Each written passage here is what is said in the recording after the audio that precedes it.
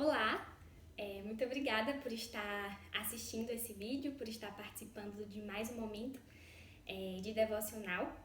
E a nossa devocional de hoje, queridos, está baseada no texto que encontramos na Epístola aos Hebreus, no capítulo de número 9. A partir do versículo 11, estaremos meditando do versículo 11 até o versículo 28.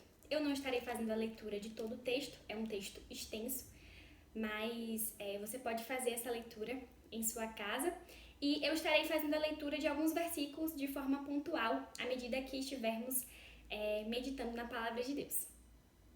O nosso texto, a passagem na qual estaremos meditando hoje, tem como título O sacrifício de Cristo não se repete, é perfeito e eficaz. Então hoje estaremos meditando sobre isso, sobre o sacrifício de Jesus, sobre a eficácia, e a ideia do sacrifício de Jesus ser eterno, não precisar se repetir. Estaremos meditando sobre a obra redentora do nosso Senhor Jesus nas nossas vidas. Bom, e é interessante a gente falar sobre isso e meditar sobre essa passagem, porque nós estamos nos aproximando de um momento muito importante para nós cristãos, que é a comemoração da Páscoa, da ressurreição de Cristo. E talvez você não saiba, mas a comemoração da Páscoa é um evento muito antigo, é uma comemoração muito antiga e já era praticada no Velho Testamento, desde a época das leis mosaicas, já havia a instituição da Páscoa, da festa da Páscoa. Inclusive, a gente vai ver isso no capítulo 12 do livro de Êxodo. Nós iremos observar que a instituição da Páscoa foi feita a partir do momento que Deus disse a Moisés e a Arão como o sacrifício deveria ser feito, E Deus ordena e mostra a Moisés e a Arão que todas as famílias, que faziam parte da comunidade, da nação de Israel, do povo hebreu, do povo que pertencia ao Senhor, deveria escolher um cordeiro novo, um cordeiro sem defeito,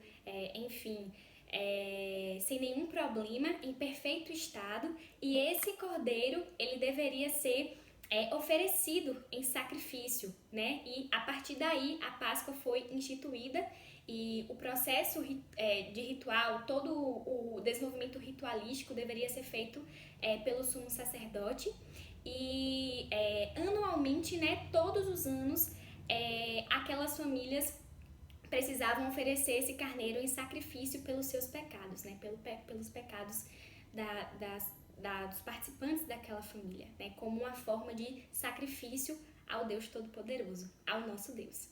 E aí a gente vem para o livro de Hebreus e a gente compreende justamente que o sacrifício de Cristo, que a gente sabe que Jesus veio para cumprir a lei, Ele realizou a sua obra redentora, salvífica e cumpriu aquilo que de fato estava estabelecido para cumprir, que foi estabelecido pelo nosso Deus na eternidade. E o mais interessante é que a gente aprende a partir da leitura do versículo 11 e do versículo 12 do capítulo 9 de Hebreus, o quanto esse sacrifício foi perfeito. E é o que eu lerei para vocês agora.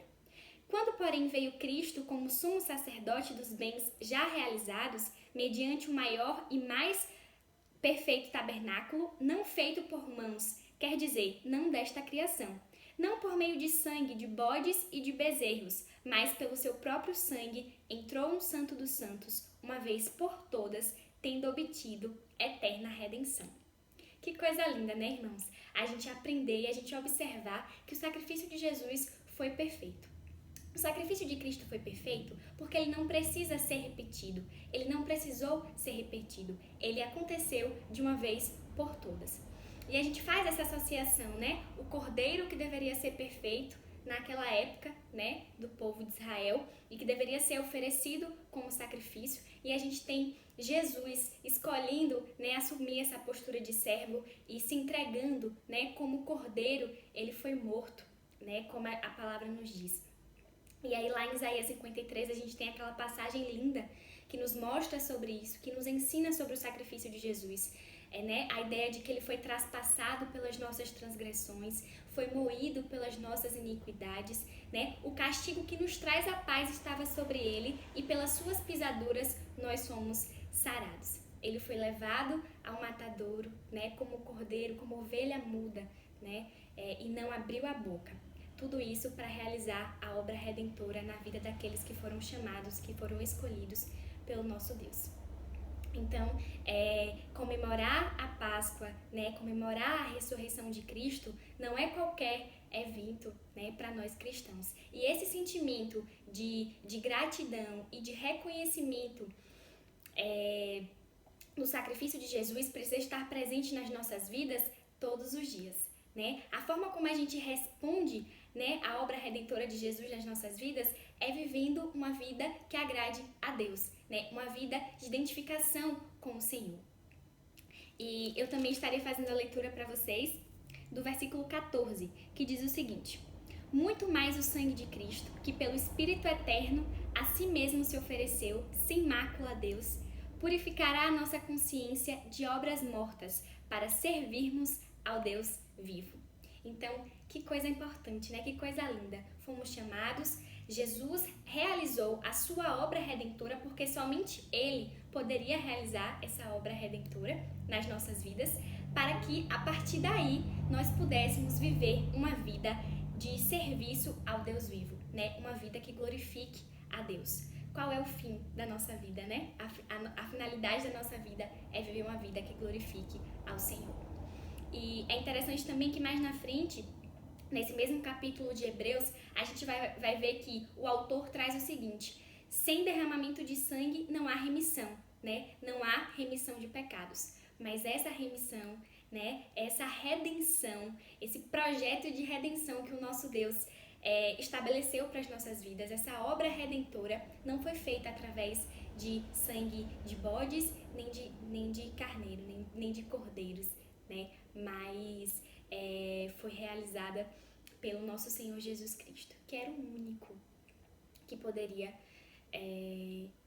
realizar essa obra. Então, que possamos reconhecer isso, não só hoje, né? Não só próximo ao momento da Páscoa, mas que o sentimento de gratidão, de reconhecimento do sacrifício de Jesus esteja presente em todos os dias das nossas vidas. Que Deus nos abençoe e nos dê um restante de semana abençoado.